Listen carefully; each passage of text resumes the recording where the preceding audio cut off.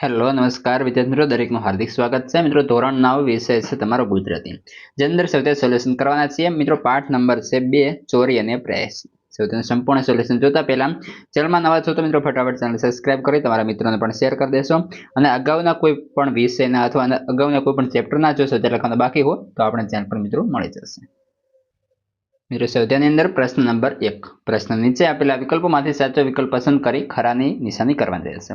પહેલો વિકલ્પ છે ચોરીની ભૂલ સ્વીકારવામાં ગાંધીજીની જીભ ઉપડતી નથી, કારણ કે તો મિત્રો ઉત્તર આવશે ઓપ્શન સી, પિતાજી દુઃખી થશે, કદાચ માથું ફૂટશે તેવા ભય. જોઈએ વિકલ્પ નંબર 2, સોનાના કડામાંથી એક તોલો સોનું કાપીને વેચવાની ઘટનાની ગાંધીજી ઉપર શી અસર થઈ. ઓપ્શન સી, ચોરી કરવાની વાત ગાંધીજી માટે અસહ્ય થઈ પડી. જોઈએ વિકલ્પ નંબર 3, જેની અંદર છે ખોટું કાર્ય કર્યા અપરાધ ભાવમાંથી બહાર આવવા શું કરવું જોઈએ. ઓપ્શન બી, જોખમ ખેડીને પણ દોષ કબૂલ કરવો જ જોઈએ. જોઈએ વિકલ્પ નંબર 4, બીડી પીવાની કુટેવમાંથી બીજી કઈ કુટેવ આવે. ઓપ્શન બી, નોકરના પૈસા ચોરવાની. જોઈએ મિત્રો પ્રશ્ન નંબર 2 છે. નીચેના પ્રશ્નના 2-3 વાક્યની અંદર આપણે ઉત્તર આપવાના છે. જેની અંદર પહેલો પ્રશ્ન જોઈએ, ગાંધીજીએ ચિઠ્ઠીમાં શું લખ્યું હતું. ગાંધીજીના માંસાહારી ભાઈને 25 રૂપિયાના દેવું થયું હતું. આથી ભાઈના સોનાના કડામાંથી નાનો ટુકડો કાપી દેવું ચૂકવવામાં ગાંધીજીએ ભાઈને સાથ આપ્યો.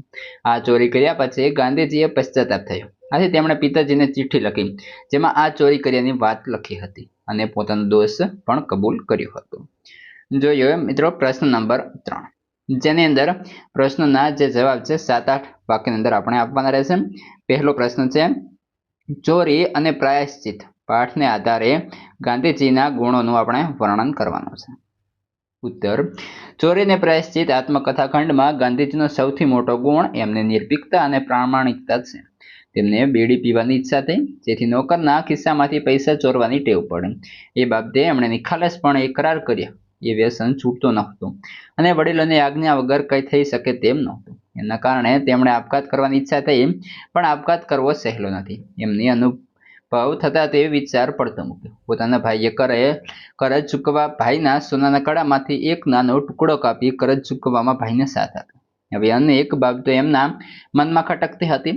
એ માટે જોખમ ખેડીને પિતાજી પાસે દોષ કબૂલ કરવાનો ગાંધીજીએ નિર્ણય લીધો અને પિતાજીને ચિઠ્ઠી લખી આ ચોરી કર્યાની કબૂલાત કરી. એ એમની પ્રાયશ્ચિત કરવાની ઈચ્છા દર્શાવે છે. આ પ્રસંગે ગાંધીજીને સત્ય માટેનો આગ્રહ, અહિંસાની ભાવના તથા દોષોને નિખાલસપણે એકરાર કરવાની નિર્ભીકતા અને પ્રામાણિકતા દર્શાવે છે. મિત્રો વિડીયો સારા લાગે છે તો લાઈક કોમેન્ટ પણ કરતા રહેશો અને ચેનલને સબસ્ક્રાઇબ પણ કરી દેશો. પ્રશ્ન 2, ગાંધીજીના અંતરમાં થતા મનોમંથનનું વર્ણન કરો. ઉત્તર, ચોરી અને પ્રાયશ્ચિત આત્મકથા ખંડમાં ગાંધીજીના અંતરમાં થતા મનોમંથનનું પ્રેરણાદાયી કથન થયું છે. ગાંધીજીને સૌપ્રથમ બીડી પીવાની તીવ્ર ઈચ્છા થઈ. આ પૂરી ન થતાં ચોરી અને અંતે આપઘાત કરવાનું મન થયું. આ 3 ભૂલો કર્યા પછી તેમના અંતરમાં વિચારોનું મંથન શરૂ થયા છે. તેમને પોતાના ભાઈ સાથે આપઘાત કરવાનું નક્કી કર્યું. આપઘાત કરવા માટે ઝેર જોઈએ. ઝેર કોણ લાવી આપે?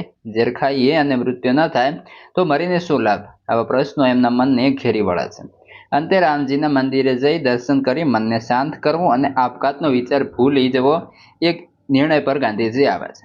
આવી જ એક ઘટના ભાઈનું કરજ ચૂકવવાની બની. એ માટે ભાઈના સોનાના કડામાંથી નાનો ટુકડો કાપી કરજ ચૂકવવામાં તેઓ ભાઈનો સાથ આપ્યો. એ વાત એમને અસહ્ય લાગી.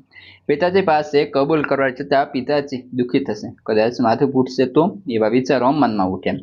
પણ અંતે તેમણે પિતાજી પાસે દોષ કબૂલ કર્યા વિના શુદ્ધિ નહીં થાય એવો નિર્ણય કર્યો અને આ બંને નિર્ણય પાછળ ગાંધીજીનું સત્યનું આચરણની ભાવના તથા પોતાના દોષનો નિખાલસપણે ઇકરાર કરવાની વૃત્તિ કારણભૂત છે.